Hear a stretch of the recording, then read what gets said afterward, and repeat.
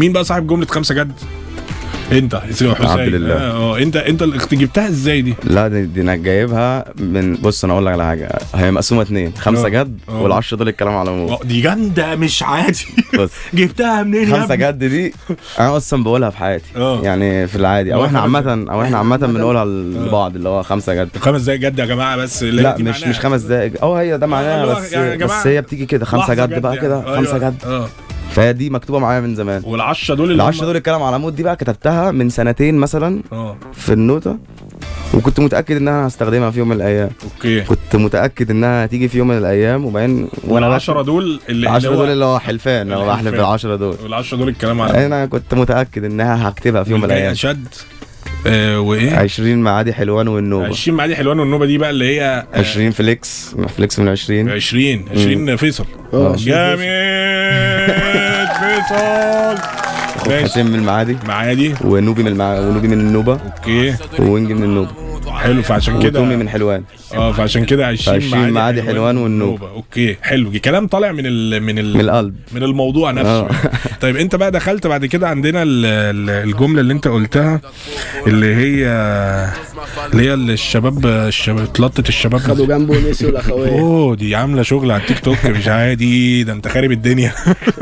لان هي انت عارف دي شبه ايه اللي هو صحابي باعوني وسابوني وكده، بس معموله بالطريقه اللي احنا دلوقتي بنتكلم بيها اللي هو خدوا جنبه ونسيوا الاخويه واتلطت الشباب نسبيه. وايه بعديها؟ بنعمم الكلام رسميا، بنسقط الصحاب تسقيه. تسقيه.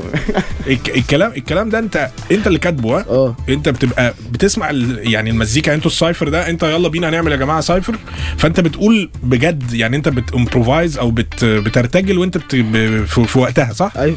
طب والله برافو، يعني كلام برضو خطير. بص مفيش اي مزيكا من اللي احنا بنعملها مش احنا اللي كاتبينها، يعني لو اغنيه بتاعت فليكس ففليكس اللي كاتبها، لو اغنيه بتاعتي فانا اللي كاتبها، ولو اغنيه بتاعت وينجي فهو وينجي اللي كاتبها، وبتطلع في لحظه يعني في لحظه الاستوديو. لا في واحده بعديها برضو الجمله عجباني، انت تقريبا اللي بتقولها. استنى عشان انا قدامي الكلام كله، بس هو الدنيا خدوا جنبه ونسوا الاخويه وطلعت النمام مدبيه اللي هي ايه. انا ببدا عند اذا وسعت منكم. اذا وسعت منكم. ايوه اذا وسعت منكم.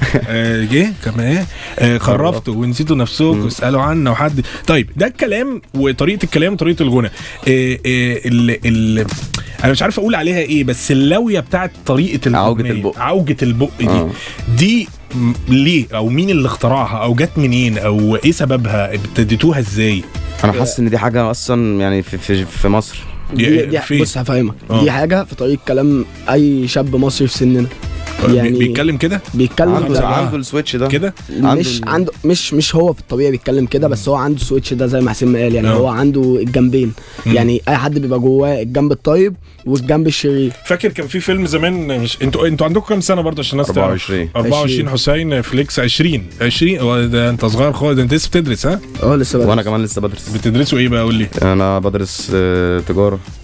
حلو. انا حقوق جامعه القاهره. لما تروح الجامعه دلوقتي بيحصل ايه؟ يعني جامد. الموضوع صعب بس فليكس يعني داخل الجامعه بتتصيد جامد.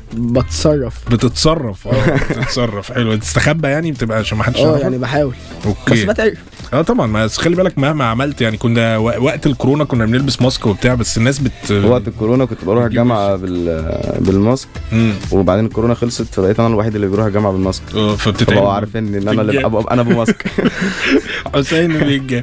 طيب نرجع تاني للعوجه بتاعت الكلام. عوجه الكلام يعني كان زمان في فيلم بتاع محمد رضا ممثل اللي هو كان يقول لك انت عبي يعني عبيط يعني اللي هو كانت كوميدي، فيلم كوميدي يعني. فانتوا مش انت بتاكل حته من الكلمه كده، هي حلوه يعني. انا بص هو كل واحد فينا ليه الاتيتيود بتاعه. يعني بياكل حته من الكلمه، ده اتيتيود حسين. لا يعني انت مثلا بتتكلموا دلوقتي عادي، انت ما بتاكلش كلام يعني، انت بتتكلم عادي. هو اتيتيود الغنى بس. في الغنى. ايوه بس حسين بيشيل انا بتلاشى الحروف الاخرانيه بس. الحروف الاخرانيه زي ما توصل بقى. انا الاتيتيود بتاعي ان انا بدي كل حرف حقه. اوكي. خدوا جنبه ونسيوا الاخويه واتلطت الشباب نسبيا. انت داخل خناقه فليكس، خناقه دي خناقه. مش خناقه، بحاول دايما اطلع في مزيكه الانرجي. يعني انا اكتر حاجه بحبها في المزيكا الانرجي، الطاقه بتاعتها. يعني اسمع المزيكا هايب. أيوة. بكل الطاقه اللي جوايا. صح.